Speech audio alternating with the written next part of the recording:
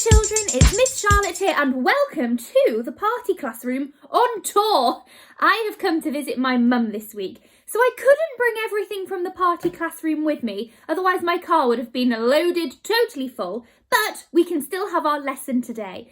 I actually have been getting messages off Marjorie for days. Do you remember Marjorie, my neighbour who normally is upstairs? Well, because I can usually hear her and her opera singing, it kind of means she can often hear things going on in my apartment. And she says that on my phone, she has been sending me messages saying she can hear a ringing sound. Have a look at this. So, can you see? Can you read it? This is ridiculous. When I'm not there, all of this is happening. It says, "Hi Charlotte, just to let you know, I keep hearing a weird ringing sound from your flat." So I heard that and I panicked. I thought, is it a fire alarm? Was it the smoke detector or whatever? I know you're away at the moment, so thought best to let you know. Do you have an old-fashioned phone? If so, it keeps ringing. I can hear it through the floor. Hope it's nothing important. And you see, it's from Marjorie. So the old-fashioned ringing phone is the phone that the old wise lady calls me off. So she's obviously trying to get in touch with me, but I'm not there. I hope it's nothing too important. So anyway, I think it's annoying my neighbour Marjorie a little bit that she can hear the phone. But anyway, we'll just have to carry on. And when I get back to my home, I'll have to see if the phone is ringing again. But anyway, we're going to do some English today. We are going to have a creative writing lesson, and we're actually going to learn how to write emotion poems. And the way I've planned this for you today, children, is the poems are actually really small. They do not take a real huge amount of time for you to write, which means you can probably maybe write 3 or 4 of them in half an hour, if actually less than that, because once you get the hang of it, it's quite easy to do. So there is a format of how to write the poems. You have to think about the senses. So we've got hear, things that you can see, smell, taste, touch. And we're also going to add a 6th sense, the feeling, emotion. That's going to be the 6th one we're going to use in our poem. And the format for the poem you're going to write basically follows this. You have to say what colour the emotion is. What does it taste like, smell like, look like, sound like, and feel like? And as soon as you've written those things, hey presto, you're amazing, you have written your poem. So let's do a bit of an example. First of all, let's think of some emotions. Are you ready? Some emotions, some feelings you might get sometimes. We might have happy, sad, angry, excited, frustrated, nervous, scared. There are loads of emotions. That's actually what makes us as human beings so special, because we can feel so many different things. So that's the first thing you have to do, is think of an emotion. So let's go with fear. Fear is quite a good one, and I like to do all the creepy types of writing, so let's start with this one. So we start off thinking about what colour is fear.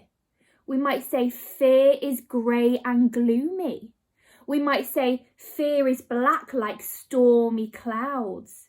We might say fear is red. Okay, so we think of a colour. Then we have to say what it tastes like. Fear. Oh, what could fear taste like?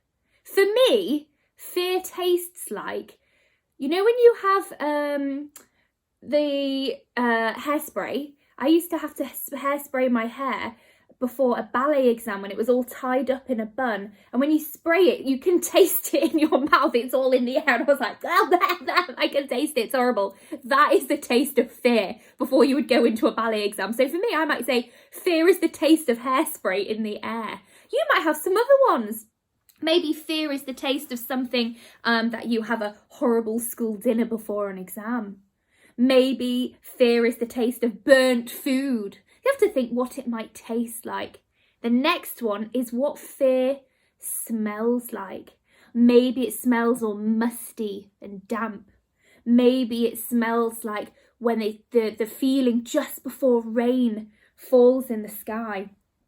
The next one after that is, what does it look like? What does fear look like? Maybe it's a dark, lonely passage in a town. Maybe fear is being stranded at sea. Maybe fear is watching big waves lashing against a ship being tossed around in the ocean.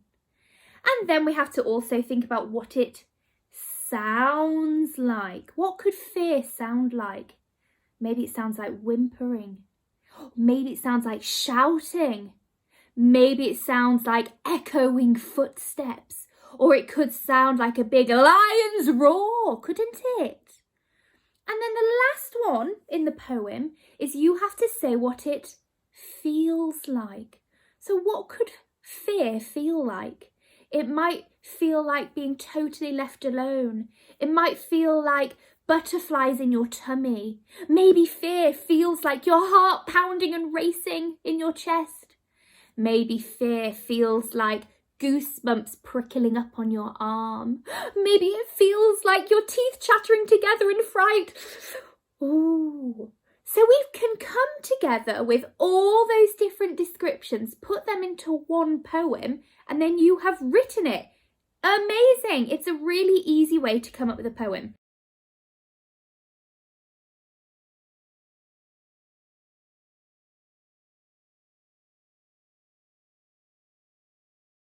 Let's think of another one, but it is to do with happiness. So we've gone from fear, let's do happiness. So the first thing we have to do is think of the colour. So for me, happiness is pink, obviously because I love the colour pink. But remember, if you want to make your writing really good, you might want to describe the pink. Rosy pink, bright pink, neon pink. Like, could you put a simile in it? I might say happiness is pink, like beautiful summer roses, okay? So you can add detail if you want to. The next one is, what does happiness taste like? Well, for me, happiness tastes like chocolate! Oh my goodness, it's the best thing ever. And actually, do you know what? Now I'm here at my mum's house, the best thing is she has chocolates in every room. She actually has marshmallows and Percy pigs in my bedroom. And look here, I've eaten most of these, which I got told off about. Ooh, chocolates, which is fantastic because she knows chocolates make me very happy. So happiness tastes like chocolate melting in my mouth. What does happiness smell like? Maybe it's a certain perfume. Maybe it's flowers in a meadow on a spring day. Maybe it's your favourite meal being cooked in the kitchen. The one after that, we had, what does it look like? Well, I think happiness could look like a birthday party, couldn't it? Happiness could look like Christmas Day. Happiness could look like the last day of term at school and you're all cheering, woohoo, some holidays. What does it sound like? Happiness to me sounds like laughter. When you hear someone laughing, you know that they are happy. Also, I get really happy when I hear some really good music because I love to dance. So maybe happiness is your favourite song on the radio. After that, we have got, what does it feel like? So when you're really happy, where do you feel it in your body? When I'm really happy, my heart sings with joy, which is nice. That's a bit of personification, isn't it? So we've got to think, where would you feel it in your body? Maybe you're tingling from head to toe because you're just so happy something so lovely has happened. So, like the one we did about fear, you answer all those questions, put it together, and you have written yourself a poem all about emotion.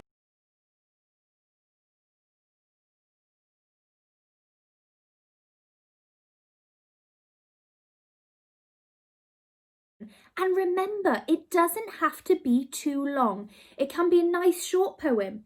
It's all about the quality of the poem rather than the quantity of it. Try and throw in a few adjectives. Can you get any verbs or adverbs in there? Maybe you could put some similes in or personification. That always makes it really good, as does alliteration. So have a go on your own.